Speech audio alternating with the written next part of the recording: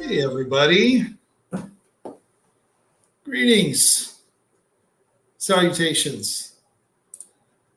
Enjoyed that music. If that doesn't ring a bell, that is a little clip from the classic baseball movie, The Natural. And it's fitting because a little bit later on, I want to talk a little bit of baseball. You might see that I'm flagged on either side. Some props back here.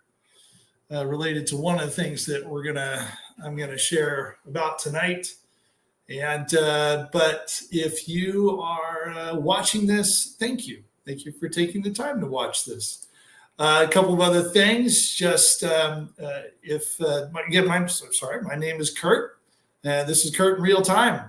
This is real time. So for those of you who are watching in real time, thank you for joining us. For those of you who watch it later, I appreciate that as well. If you are committed to being a real person who is all about showing real love and compassion for everyone and everything around you, you're in the right place. That's kind of what I'm all about, learning and growing in that. And then we'll get into a little bit more specifically about what we're calling Humpday Afterglow. You might notice we did a little bit of a change on that. But also, you see up on the screen, if you're interested in checking out some more of my takes, some of my written pieces where I record the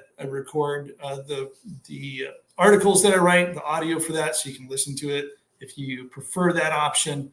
My takes on religion, philosophy, social justice, pop culture, kind of some other life-inspired musings from my life, my journey, coming up on 50 years. And there's probably about 100 different pieces up there on all kinds of stuff. Some things really kind of fun and trivial, and other things pretty serious. And I'd be honored if you check that out. And if you find it helpful, that's wonderful. I'm not doing this for money or for anything other than it's an opportunity for me just to express myself. And hopefully it encourages a few people or entertains them or whatever it might the product might be for you. That's makes me happy. So, but this is the 7th Curtain Real Time live stream, and it's time for a Humpday Afterglow. And you might have noticed that I did a little bit of a switch of the schedule recently. I started off pretty ambitious. I was like, oh my God, 3 times a week. I work a full-time job, have a full family, and have some other big news that I'll share in just a little bit. So lots of things are happening. And I was like, okay, and getting ready to move. It's craziness. So change the schedule up a little bit. You'll find it on Instagram. For those of you who follow me on Instagram, I've pinned some of the overview of these live streams in terms of the schedule and what they tend to focus on. There's 4 of them now. There was 3. Now there's 4. And the first is Sunday Go to Meeting, obviously on Sundays, the first Sundays of the month at 11 a.m. And then we have our Case of the Mondays, which will follow about a little over a week later from that. And then the following week, third week approximately of the month, we'll have these on Wednesday night, Humpday Afterglow. And then on Thursday, a week from tomorrow, I'll be back on live with a new one, which is our Thursday buffet, which is really where it's kind of like anything. It's like the other ones tend to focus on some specific subjects, but these, the Thursday will be a free-for-all. And I hope some folks will join me, and feel free to ask questions and we can have some conversation in real time. So, but Hump Afterglow used to be Hump Day Nooner because I was doing it at noon, but now doing it in the evening is really, there's 2 things I like to focus on these ones, these episodes or these live streams. And that is sex and sexuality, especially for somebody who from a background of coming out of a religious cult and recovering from that, that had some very strong opinions, some very harmful teachings and practices around the subjects of sex and sexuality. So I like to talk about that. But then also, and it's a very different subject, I mash it together on Wednesday night for Hump Day Afterglow, is also like talking a little bit about pop culture in America. Music, movies, TV, all forms of entertainment, including sports entertainment. We'll talk about that a little bit tonight, what we do on our Wednesday nights. So if you're in a place where you're interested in talking about those things, you're also in the right place. So just housekeeping in that, hey, if you do or you end up watching this and you like it, you find it to be helpful or entertaining or some combination thereof, make sure you subscribe to the YouTube channel. And if you really want to be tuned in and locked in on when I'm going live or when new content drops, make sure you click on the bell and turn on all the notifications. I'm not going to produce too much, so don't worry. I'm not going to blow up your notifications. These live streams, I do have some other things I'm going to be producing over the next couple of months. Some of them are like book reviews, movie reviews. Some of them are some interviews that I want to do with some folks that I've met along the way on a variety of subjects. So I'm excited about that. So far on Curtain Real Time, it's just been me. You've had me, but we're going to start having some guests coming up that I think you'll also enjoy as well. But make sure you do that. Same thing on Instagram. If you're on Instagram, make sure you find me and that you follow me and turn on the notifications so you know you're in the know. All right. Well, let's talk. Well, actually, it's a tradition now. I guess we can call it tradition because this would be the 4th Hump Day now Afterglow, formerly Nooner. We always start off with, in the comments or in the live chat, we start off with the sex counter, the monthly sex counter. And that's where you get to put in the sex counter how many times you've had sex this month. And some people, you're watching this for the first time, you're like, wow, that's an incredibly personal question. But a lot of reason why we ask that, I'm asking that question is because, again, coming out of an environment where sex and sexuality was extremely repressed, it's just nice to be candid and honest. And something that I've shared in the past episodes on Hump Day is that the thing with that number is we can't negatively associate it either way. It could be 0, and that could be an extremely healthy choice for you. About safe, it represents a commitment to your satisfaction. And there's a lot of people at various times and places where that's fine. A lot of people who are, or I should say, some people are asexual, and that's fine. Other people, like me, it's going to be a little bit higher if they're excited and drawn to enjoying sex and expressing their sexuality. So anyways, just want to put that in there. So for me, it's 1-1. It's 11 this month so far. And that's the thing. We just put the number. We don't comment on it. Just for you to think and reflect. Put that number in there and then think. Does that feel safe and satisfying for me? If it is, that's great. If it isn't, it's something to reflect upon. So, all right, that's the monthly sex counter. We got that. It's part of our little tradition. But I did want to, on the subject of sex and sexuality, really about relationships, I did want to mention some exciting news. And that was why some of you following along, you'll saw that it was we're covering three things tonight. The first one was 1,000 times yes. The second one was, what was the second one? Oh, man. Right here. The second one was talking about sports entertainment and Farewell Oaktown, part 1. I'm going to explain that. And then the last thing we'll talk about is Only Murders in the Building, my favorite movie show or TV show right now. But just this last week, really excited to share that I got engaged, everybody. Those of you who know me well, and you know Amanda, she's wonderful. Let me pull up a picture. Oh, look at that. That's a beautiful couple right there, if I might say so myself. I had a wonderful time this last Sunday night, and so I'm really excited, as is Amanda, in our future together. And I thought I'd not only just mention that because, hey, I'm a big fan of hers as she is of mine, and we like talking about it.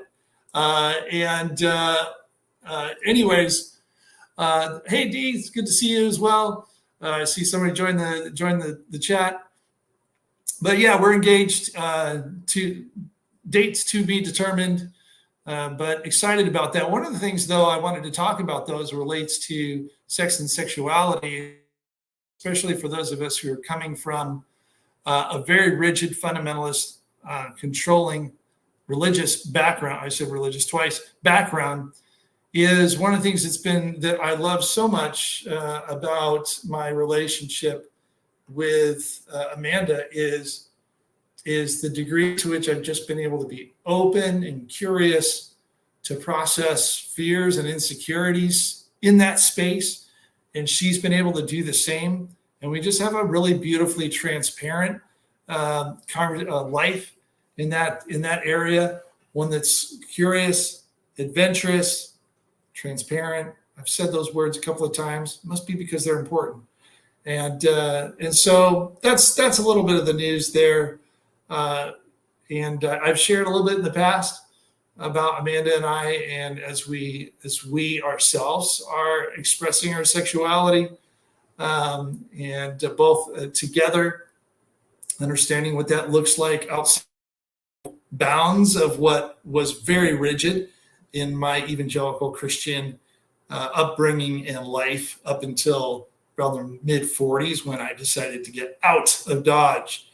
And anyways, a little life update there. So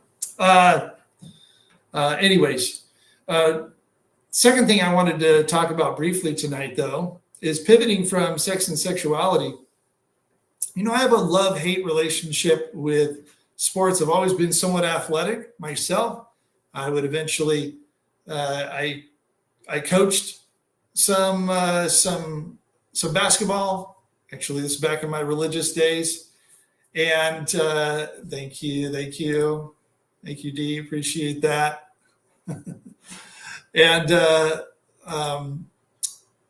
you know, I love baseball. It's actually a sport that I love. And but I've also over time, you know, learned a lot about the industry of sports, and it takes a lot of the romanticism out of it.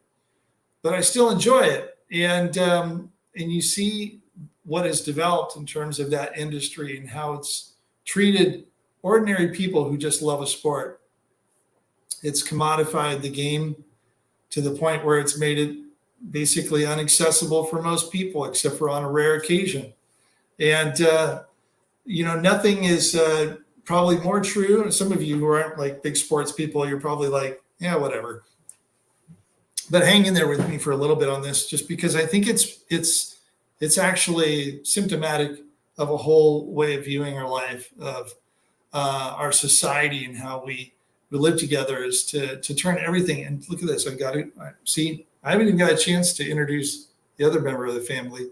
Ginger just figured, it's like, hey, I'm going to get in on this. So let's see. Hopefully he won't start clawing my lap. If I wince in pain, you'll know why.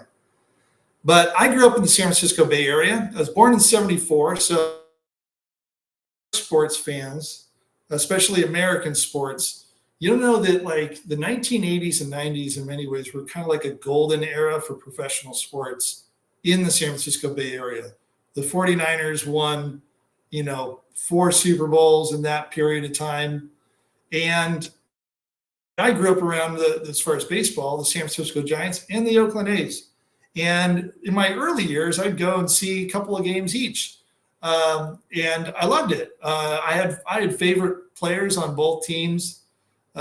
Players like Will, not Will Smith. I said Will Smith.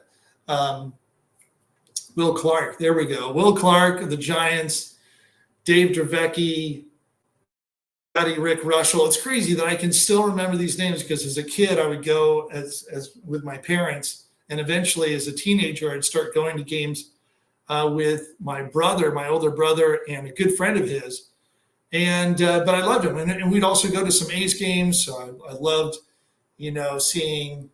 I loved seeing Ricky Henderson and Carney Lansford and all these players, and particularly, like I said, my brother had a friend who was a vendor at the Oakland College in the late 80s. I would just tag along with them, and we would go with him because we wouldn't have to pay for parking because he was a vendor. So we go in through the employee entrance with him. So saved money there. And we would get bleacher seats at the Oakland Coliseum, which what I remember is at first the cheapest they were was like $3.75 to see a professional baseball game, which people would look at now and it's like laughable. But I loved it. And I started going to as many games as we possibly could. My family was not wealthy. They were in social work.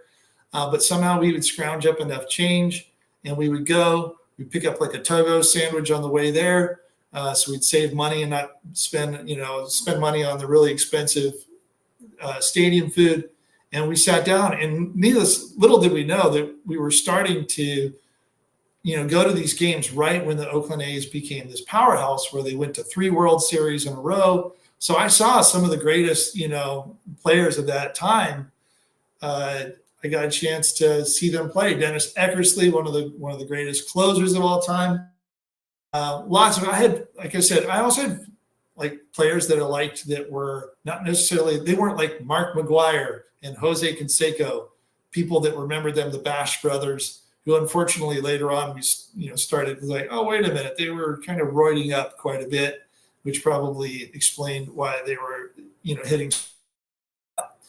Even prior to that, I was just kind of in my own little fantasy world and enjoying a game and enjoying a team that was doing really well. I was going to the playoffs or going to the World Series all the time.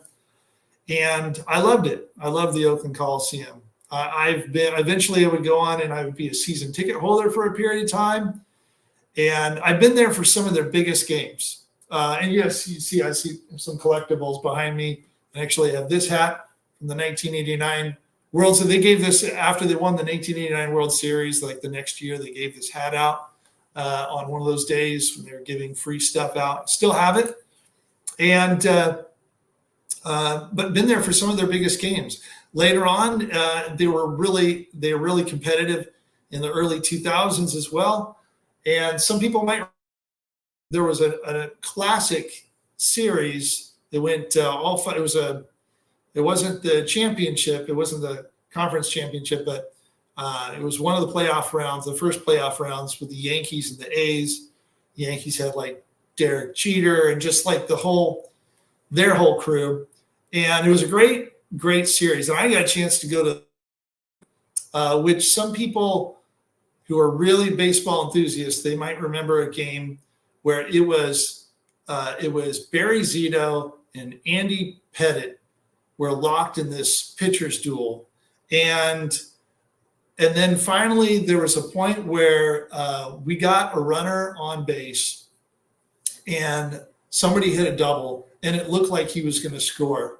It was actually Jeremy Giambi, Jason Giambi's youngest brother. I don't know why he was running, but he was running, and he was trying to come all the way around on a double from first base. And actually, it looked like he could have made it, or if it was just a little bit faster, he could have made it. But there was, I can't remember the Yankee outfielder who got it, threw it in, and it was slightly offline, and somehow Derek Jeter grabbed it and behind his back threw it to Joe Girardi, who miraculously tagged out Jeremy Giambi at the plate. And that was it. The Yankees would go on to win that game, and they would win the next 2 games in a row because they were behind 2-0. Tore our hearts out. But I remember walking out of the stadium actually happy because I felt like I had just witnessed an amazing game. So it's like baseball at its best. It was just like thousands of people having a great time, enjoying, people with amazing athletic skills. And it just represented a lot of huge core memories of my life from childhood all the way on. And I've been to 130, 140 A's games over that time. Well, as most of you know, their owner is an asshole. And professional sports is an ugly space that exploits cities. I don't have time to go into it tonight. Maybe we will another time. But they're leaving. They're leaving Oakland. Now, ironically, I'm here in Sacramento. They're actually slated to move out to Sacramento for the next at least 1 year, but probably 3 years, while Las Vegas builds a new stadium for them. Another $1 billion project that's going to be mostly funded by taxpayers, even though the whole industry is run by billionaires paying millionaires to play a game. But the A's are going to lose that, and that's a big blow. Something that a lot of people don't think of, but I grew up in the Bay Area. Oakland has a lot of history. It was predominantly a blue collar and with a blue collar community in the Bay Area, unlike San Francisco, that had a large minority population, particularly the black community. And some of the classic R&B groups and young rap, like MC Hammer and all that stuff. Like there's so much roots in black that was so unique and so beautifully expressive. As somebody who's a white guy from at that time Marin County, it was just a beautiful opportunity for also me to grow and understand more about the Black community. And there was a strong identity that connected with Oakland, certainly the Black community, but everybody in Oakland, or Oaktown as we call it, they loved the A's. And so it's a little bit tough, even though it's been a number of years now that I've kind of distance myself from professional sports, again, just because of the greed. It's just so ugly. But when I heard that the A's were leaving Oakland several months back, and I told Amanda, I was like, maybe we should go to the last game. Haven't been to an A's game in years. So we have tickets for next Thursday, very final game of the Oakland A's, or the A's in Oakland. And we got tickets in the bleachers. You're going to say Hammer. Yeah, MC Hammer was definitely his strong Oakland roots. And we're going to be there at the game. I'm actually live stream a little bit on Instagram throughout the day. So if you want to follow along with me and Amanda as we go on this final kind of historic game, I'll be wearing my 1989 A's championship hat. And I'll be honest, and some people might think it's silly in the grand scope of things with other much heavier matters in life, but I think it's going to actually be somewhat emotional, just because, again, it was such a place, it had so many amazing memories and a lot of happiness. So I'm going to be there, and hopefully you'll follow along with me that day. So, what do you think, Ginger? All right, he's good. He's happy. He's not clawing me. Anyways, that's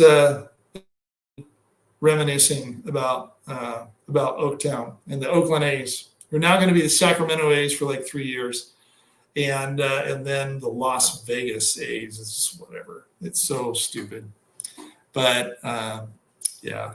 And thank you, Dee, again. I appreciate that. Like the empathy. It's like it's interesting. Like we really do grow, bonds with some of our sports teams, and yeah, some of it sometimes is a little exaggerated, but like I said, a lot of beautiful memories. For that, lastly, before we wrap it up tonight, and this is a spoiler alert. So if you're not into OnlyFans, that's hilarious. Only Murders in the Building.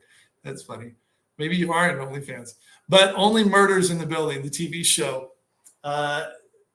I love it. That's the Hulu TV show with Steve Martin, Martin Short, and Selena Gomez, and a shitload of other actors in it. It's just become it's been like something that almost like a bunch of celebrities are all want to have little roles and bit roles. And anyways, so if you don't want to get any spoilers of that show, if you're watching the recording or what have you, probably just be like, okay, sign off. But I just was wanting to share, okay, for those of you who are enthusiasts, who do you have any early predictions at this point on who's done it? Paul Rudd's character is back. There's, Eva Longoria, and I'm blanking on the other name of the other two actors, the guy from Schitt's Creek, and oh God, it's okay. I'm blanking on their names, but there's so many different people. And I'm just going to say that for some reason, and I know it ended on a pretty big note with literally a gun to their heads. I'm curious. I have a feeling that's going to be like a Hollywood moment, because if you've been following it, they've been framing the whole thing going to the movie. So I think there's going to be a lot of scenes where you think it's somebody it's gonna be the murderer, the sniper, and you're gonna find out it's not them. I don't think it's the one character who showed up at the very end of episode 4. And who do you think it might be? Who do you think? I'm kind of curious, and I mentioned this to Amanda, and she's like, no, it's about a bit of a long shot. I wonder if it's one of the 3 actors that are portraying in this new movie that they're going to make about the 3 lead characters. I wonder if it's one of the 3 Hollywood actors. What are their names? Holy shit. Why am I blanking on it? I'm going to look it up really quickly. There we go. Okay, cast.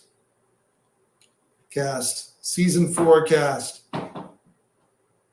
Meryl Streep is in this show as well. But yeah, Eva Longoria, Zach Galifianakis, and Eugene Levy. Or it's Levy, I'm pretty sure, from Schitt's Creek, another show that we love. And anyways, that's I'm wondering if it's going to end up being these 3 individuals, or could it be the producer? Could it be Molly Shannon's character, who's behind all of this? Who knows? But anyways, let me see. I want to check out the comments here. Move LA. We hated her. Oh yeah, the Edmonton Oilers to the yeah. See, we're back to talking about sports, but yeah, no, it's these people are just making ungodly amounts of money, and they leverage cities. If that's what you're talking, I think that's what you're talking about, right? Because the Edmonton Oilers, right? Wait, now I'm blanking. You have to fill me in later, D. We'll have to talk about it offline. I can't remember, But yeah, these sports teams, they move around. But anyway, that's my prognostication. That's my say about Only Murders in the Building. So we just watched episode 4. They drop on Tuesday nights. So that's become our like Tuesday night tradition as we sit down and we watch Only Murders in the Building. That's more my thing. More of a fantasy person. Oh yeah, and yes, the Oilers. Okay, I got you, D. Yep, Edmonton Oilers. Yeah, I was right. But anyways, Amanda's more of a Rings of Power person, so she's really big into the Lord of the Rings spinoff on Amazon. So we check that. Those are like the 2 shows that we watch every week and then discuss it. But all right, hey, listen, we'll be back next Thursday. Like I said, Thursday is going to be a bit of a free-for-all, but we definitely are going to be talking about Farewell Oaktown, as I said, part 2. And I'll share during that time some of my reflections of having gone just earlier that day to the final game of the Athletics in Oaktown. And so join me for that. But we'll also talk about some other things. I've got some things on politics and religion that I definitely, and it's going to be a little bit of a whole bunch of subjects in a blender. And other than that, listen, I hope you're having a good evening, and that we'll see you next time. That's pretty much it. Everybody, enjoy the rest of your Wednesday night. Take care.